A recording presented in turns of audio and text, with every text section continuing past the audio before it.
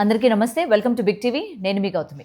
Kukatpally issue గత కొన్ని రోజులుగా మనం చూస్తూ ఉన్నాము. అయితే ఇందులోని ఎవరు హంతకుడు అన్నది ఆల్రెడీ నిర్ధారించి పోలీసులు కూడా నిన్న బయటికి చెప్పడం జరిగింది. అయితే దీని తర్వాత చాలా క్వశ్చన్స్ రైజ్ అవుతున్నాయి. కేవలం బ్యాట్ కోసం వెళ్తే ఇంత దారుణంగా చంపాల్సిన అవసరం ఏంటి? నిజంగానే పోలీసులు ఏమైనా దాస్తున్నారా అన్న క్వశ్చన్స్ కూడా రైజ్ అవుతూ ఉన్నాయి. దీని గురించి మాట్లాడుతూ ఇవాళ మనతో పాటు రామ్మెత్తు గారు ఉన్నారు. సార్ నమస్తే. నమస్తే అండి. సో ప్రెసెంట్ ఈ కేసు స్టార్టింగ్ నుంచి ఎండింగ్ వరకు చాలా డౌట్స్ అనేవి రైజ్ అవుతూ ఉన్నాయి.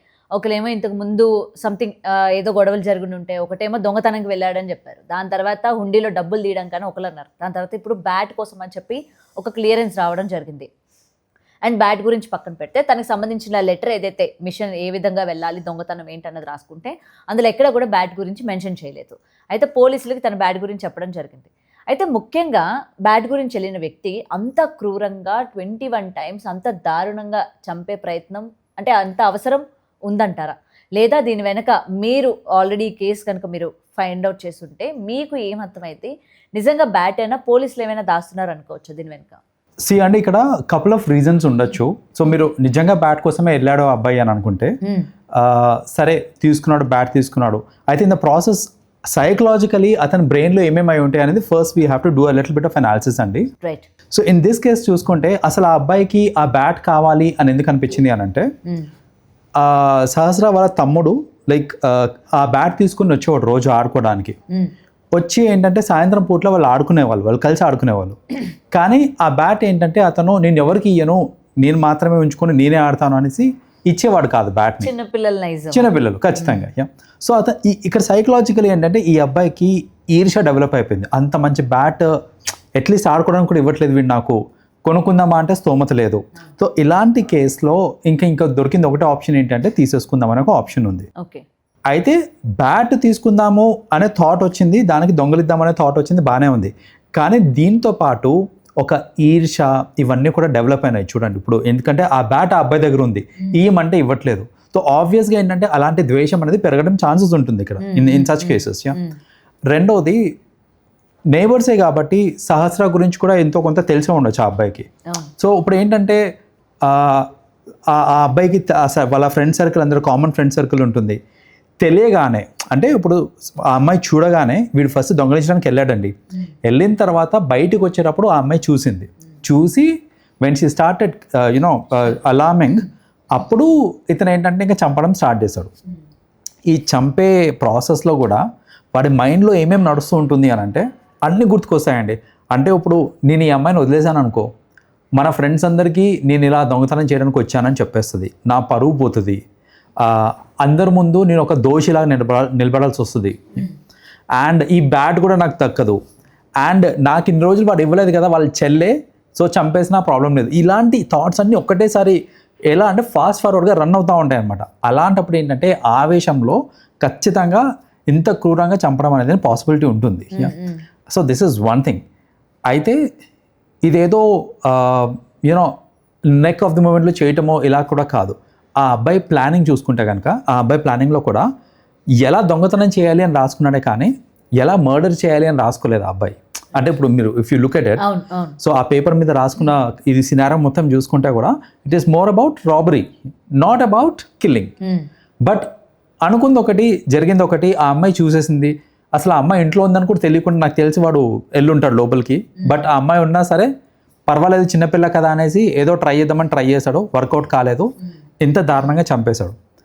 అయితే అసలు చంపాలి అనే థాట్ వచ్చింది, వాడంతా క్రూరంగా ఉన్నాడు అంటే ఎవరు మిస్టేక్ ఇప్పుడు ఇది, అంటే ఎవరి వల్ల అబ్బాయి అలా తయారయ్యాడు అని ఆలోచిస్తే రకరకాల ఒపీనియన్స్ వస్తూ ఉంటాయి. కొందరు ఏమంటారంటే వాళ్ళ పేరెంట్స్ సరిగ్గా పెంచలేదు అంటారు, కొందరేమో సోషల్ మీడియా ఎఫెక్ట్ అంటారు.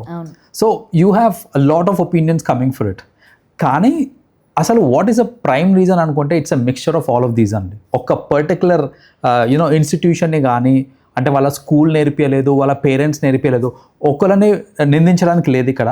It's a combination of everything. అయితే మరి దీనికి ఏంటి సొల్యూషన్? మనము ఇప్పుడు చూడండి, తల్లిదండ్రులు అంటారా to an extent they will have an understanding. Current సినారియోలో ప్రాబ్లం ఏంటంటే తల్లిదండ్రులతోటి నా పిల్లలకి సబ్జెక్ట్స్లో ఎన్ని మార్క్స్ వస్తున్నాయి, వాళ్ళకి ఎంత పర్సంటేజ్ వస్తుంది, వాళ్ళు ఏ సబ్జెక్ట్లో షార్ప్ ఉన్నారు, దేంట్లో షార్ప్ లేరు, ఈ డీటెయిల్స్ అన్నీ ఉన్నాయి. అసలు నా కొడుకు మెంటాలిటీ ఏంటి, నా కూతురు మెంటాలిటీ ఏంటి, సైకలాజికలీ వాళ్ళు ఏమైనా ఇబ్బందులకు గురై ఉన్నారా, అసలు వాళ్ళ థాట్ ప్రాసెస్ ఎలా నడుస్తుంది. అండ్ ఆ మర్డర్ జరిగిన 4 days కూడా పేరెంట్స్కి ఆ పిల్లాడి మీద ఏమాత్రం కూడా అనుమానం రాలేదా? అంటే ఒక మర్డర్ చేసి మనం వచ్చామంటే ఆ వ్యక్తి ఏ విధంగా బిహేవ్ చేస్తాడు, ఆ టెన్స్ పడడం కావచ్చు, లేకపోతే తన యొక్క బిహేవియర్లో మార్పులు అన్నవి ఆటోమేటిక్గా మనకు కనబడిపోతూ ఉంటాయి రోజు రోజుగా దాని తీవ్రత బయట చూస్తున్నప్పుడు. కరెక్ట్. అండ్ చిన్న అబద్ధం చెప్పేటప్పుడే మాట తడబడుతుందండి. ఇప్పుడు మామూలుగానే రైట్ ఫ్రమ్ ది ఎవరికైనా చూడండి, అబద్ధం చెప్తున్నాము అని అంటే ఖచ్చితంగా మాట తడబడుతుంది అండ్ తెలిసిపోతుంది నువ్వు అబద్ధం చెప్తున్నావు అనేసి. అలాంటిది చుట్టుపక్కల ఇంత జరుగుతుంది అని అంటే వాళ్ళ పేరెంట్స్కి తెలియలేదు అని అంటే అది నమ్మడానికి లేదు. బేసిక్గా ఏంటంటే తెలుసున్నా కూడా వాళ్ళు బయటికి చెప్పుండకపోవచ్చు. అండ్ ఇంకోటి ఏంటంటే అసలు వాళ్ళు ఎంత ఫోకస్ చేస్తున్నారు అబ్బాయి మీద అనేది కూడా ఇంపార్టెంట్. ఇప్పుడు నిజంగా ఫోకస్ చేస్తున్నారా లేదా అనేది కూడా ఇంపార్టెంట్. సో ఫోకస్ చేసినా తెలిసినా ఆబ్వియస్లీ మా పిల్లడి వాళ్ళు చేసారని చెప్పేవాళ్ళు చాలా తక్కువ మంది ఉంటారు. సో అదొకటి. అండ్ ఇలాంటి బిహేవియర్ అనేది ఓవర్ నైట్ రాదండి. అది ఎప్పటి నుంచో ఇట్లా కొంచెం కొంచెంగా ప్లాన్గా చేస్తుంటారు. అండ్ ఇంకోటి డెవలప్ అవుతుంటుంది. ఇలాంటి బిహేవియర్ ఇదంతా కూడా నెమ్మదిగా డెవలప్ అవుతూ ఉంటుంది. సో అసలు పేరెంట్స్ ముందే దీన్ని గ్రహించుంటే కనుక ఇలాంటి బిహేవియర్ డెవలప్ అవుతుంది వాడికి, ఇలాంటి థాట్స్ ఉన్నాయి వీడికి అనేది ముందే గ్రహించుంటే కనుక అసలు ఈ దారుణం జరిగేది కాదు. పట్టించుకోకపోవడం ఈజ్ అ ప్రైమ్ కాజ్. ఇప్పుడు ఆ లెటర్ రాసిన విధానం చూస్తే మన ఎడ్యుకేషన్ సిస్టమ్ గురించి కూడా కొంచెం కమెంట్ చేసుకోవాలి ఇక్కడ. 10th class అబ్బాయి, అందులో ఎన్ని స్పెల్లింగ్ మిస్టేక్స్ ఉన్నాయండి వానికి, అసలు గ్రామాటికల్ మిస్టేక్స్, స్పెల్లింగ్ ఇవన్నీ చూస్తే అసలు 10th class లెవెల్లో లేదు. అది చూస్తుంటే నాకు ఒక 6th class పిల్లడు రాసినట్టు అనిపిస్తుంది నాకు. అది 5th, 6th class పిల్లడు. మీకు 6th అయినా అనిపించింది నాకు, మరి 1st, 2nd అంటే అంత. ఇప్పుడు చూడండి స్కూల్స్లో కూడా చేసే మిస్టేక్ ఏంటంటే అసలు ఏదో తోసేయాలని తోసేస్తున్నారు నెక్స్ట్ క్లాస్కి, నిజంగా నేర్చుకుంటున్నాడా లేదా. అండ్ అంటే కొంచెం మిడిల్ క్లాస్ స్కూల్స్ ఏవైతే ఉంటాయో, జనరల్గా మిడిల్ క్లాస్ ఎఫర్ట్ చేసే స్కూల్స్ అన్నీ కూడా అకాడమిక్స్ మీద ఫోకస్ చేస్తున్నాయే కానీ అసలు ఇట్లాంటి పర్సనాలిటీ మీద ఫోకస్ చేస్తున్నారా లేదా, ఎందుకు చేయట్లేదు, గవర్నమెంట్ ఎందుకు ఇంప్లిమెంట్ చేస్తలేదు వీటన్నిటికీ. అంటే ఇప్పుడు చూడండి కొన్ని సబ్జెక్ట్స్ గవర్నమెంట్ కూడా మ్యాండేట్ చేయాలి. అది no matter which school it is. అసలు వాల్యూస్ నేర్పించడానికి కొన్ని సబ్జెక్ట్స్ ఉండాలి. పద్దాక మ్యాథ్స్, ఫిజిక్స్, కెమిస్ట్రీ కాదు. అసలు వాట్ ఈస్ సొసైటీ, అంటే అసలు పంక్చువాలిటీ ఏంటి, నిజాయితీ ఏంటి, రైట్ యాటిట్యూడ్ ఎట్లా డెవలప్ చేసుకోవాలి, రెస్పెక్టింగ్ ఈచ్ అదర్ ఎట్లా డెవలప్ చేసుకోవాలి, ఈ understanding of the society, how it works, ఈ లా సిస్టమ్, వీటన్నిటి గురించి ఏం లేకుండా మామూలుగా రుద్దుడే ఉంటుంది ఇంకా తప్ప. వీటి గురించి కనుక చెప్తే పిల్లలకి ఎంతో కొంత మార్పు అనేది వస్తుందండి. ఆ పాజిటివిటీ టువర్డ్స్ సొసైటీ అనేది డెవలప్ అవుతుంది. So maybe this is high time government కూడా స్టెప్స్ తీసుకొని ఇలాంటివి మ్యాండేట్ చేయడం చాలా ఇంపార్టెంట్ అండి. అండ్ ఇక్కడ ఇంకొకటి మనం చూసుకుంటే సార్ 21 times పొడిచింది ఏదైతే ఉందో, సో ఏంటి ఆ లెక్క ఏంటి అసలు? వై అంటే ఎన్నిసార్లే పొడవాలి, కొంతమంది 5 సార్లు, కొంతమంది 6 సార్లు, కొంతమంది అంటే ఈ పలానా నెంబర్ అనేది వాళ్ళు ఫిక్స్ చేసుకొని పెట్టుకుంటూ ఉంటారు. అంటే దీని వెనుకున్న ఏంటి ఆ లాజిక్స్ ఏంటి? సర్టెన్ టైమ్స్ ఏంటంటే కొందరు దే ఫీల్ లైక్ ఇది నా లక్కీ నెంబర్, ఇది నేను చేసుకుంటా టైప్ ఉంటుంది. కొన్నిసార్లు ఏంటంటే it is not plan but it just happens. అంటే ఇప్పుడు నేను చంపేయాలి, అమ్మాయి చనిపోయేదాకా, ప్రాణం పోయేదాకా నేను చంపాలి, దట్స్ మై ఎజెండా. నేను ఒక 5-6 times నేను స్టాబ్ చేశాను నేను, బట్ ఇంకా ప్రాణం పోలేదు. I will increase the number. నేను ఇంకొక 5-6 times చేస్తాను నేను, లైక్ ప్రాణం పోయింది లేదా ఇంకా డౌట్ఫుల్గా ఉంది నాకు, I will increase the number again. So అక్కడ ఏంటంటే certain times it is plan but certain times it is more of just to ensure that ప్రాణం పోయింది అని ఎన్ష్యూర్ చేసుకోవడానికి అన్నిసార్లు పోట్లు అనేది జరుగుతాయి. సో ఈ అబ్బాయి కూడా అంతే, టెన్షన్లో కానివ్వండి, ఖర్చుతో కానివ్వండి, ఏదైనా కానివ్వండి, అన్నిసార్లు పొడిచాడు. అండ్ అసలు ఈ కేసు ఛేదించడానికి ఇంత టైం పట్టడానికి మెయిన్ రీజనే అన్ని స్టాబ్స్ అండి. అంటే ఎవరు ఒక చిన్నపిల్లాడు ఇంత చేస్తారని ఎవరు అనుకుంటారండి అసలు?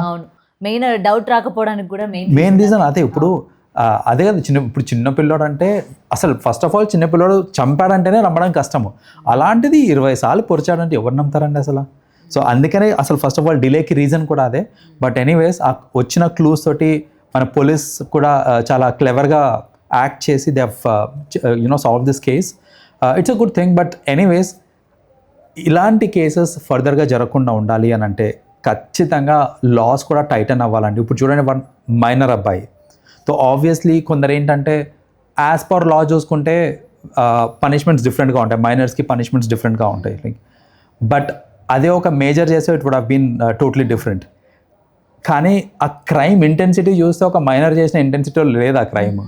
సో ఇవన్నిటిని దృష్టిలో అదే పెట్టుకొని ఇక్కడ ఏ బేసిస్ మీద తీసుకుంటారు, వాడు మైనర్ కదా మనం తక్కువ శిక్ష వేద్దాము, అండ్ ఇప్పుడు వాడికి శిక్ష వేసినా చనిపోయిన అమ్మాయి తిరిగి రాదు, అండ్ వాడు కూడా హ్యాపీగా మోస్ట్లీ ఒక 10 or 15 yearsలో మళ్ళీ వాడికి చదువు అన్నీ కూడా జైలు నుంచి ప్రొవైడింగ్ ఉంటుంది కాబట్టి మళ్ళీ వాడు రావడం జరుగుతుంది. అండ్ వీడిని చూసిన తర్వాత రేపు పొద్దున వాట్ అబౌట్ అదర్ మైనర్స్, వాళ్ళు ఏం డిసైడ్ అవుతారు, అరే మనకేం పెద్ద శిక్షలేం ఉండవురా, మనం చేయాల్సింది మనం చేసుకొని వెళ్ళిపోవచ్చు, లాస్ చాలా వీక్గా ఉన్నాయి.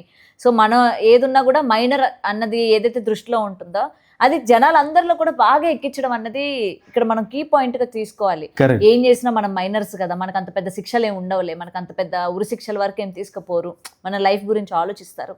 సో బేసిక్గా ఇది అన్నది ఎలా అంటారు?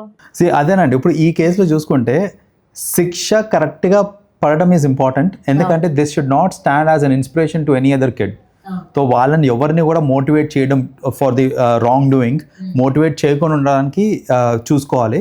సో కరెక్ట్ విధంగా, I mean you and I cannot comment on it, but కరెక్ట్గా శిక్షించడం అనేది important.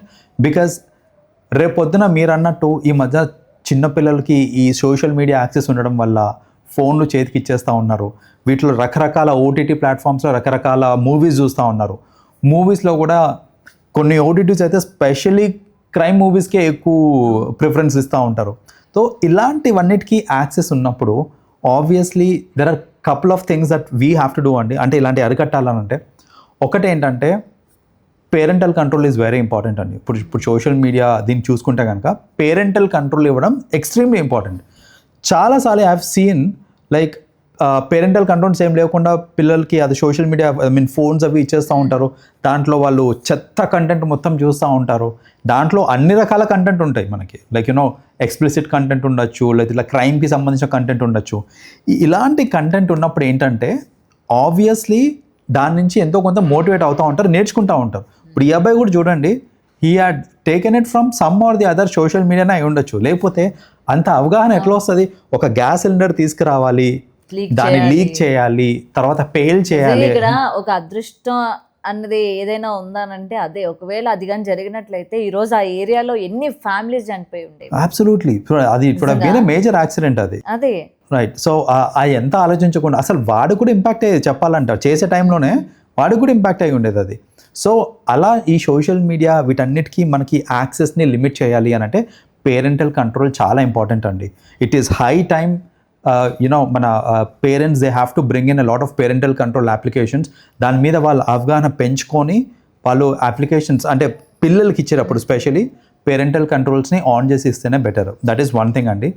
Government also should take their part అండి. They also have to make sure that ఇలాంటివి జరగకుండా ఉండాలి అని అంటే అవేర్నెస్ ప్రోగ్రామ్స్.